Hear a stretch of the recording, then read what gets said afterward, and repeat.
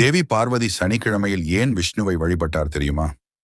ஒரு நாள் பார்வதி தேவி நந்திகேசரிடம் கேட்டார், எனது குழந்தைகளின் திருமணம் எப்போது நடக்கும்?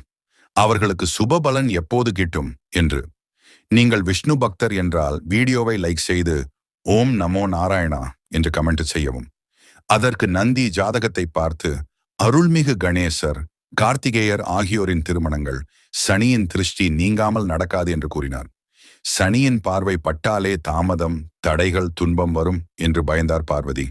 அதனால் தன் மகன்களின் நல்லதுக்காக சனியின் கோபத்தை தணிக்கவும் அவரது பார்வையை சுத்தமாக்கவும் சனிக்கிழமையில் விஷ்ணுவை வழிபட வேண்டும் என்று தீர்மானித்தார். அதற்காக ஒவ்வொரு சனிக்கிழமையும் விஷ்ணுவிற்கு பூஜை செய்தார். விஷ்ணு பூஜையின் பலன் புராணம் கூறுவதாவது, சனியை அடக்கவும் அவரது வேகத்தை குறைக்கவும் மிக பயனுள்ளதாகும். பார்வதி தேவியே தனது பிள்ளைகளின் நலனுக்காக சனியின் தாக்கத்தை தணிக்க சனிக்கிழமைகளில்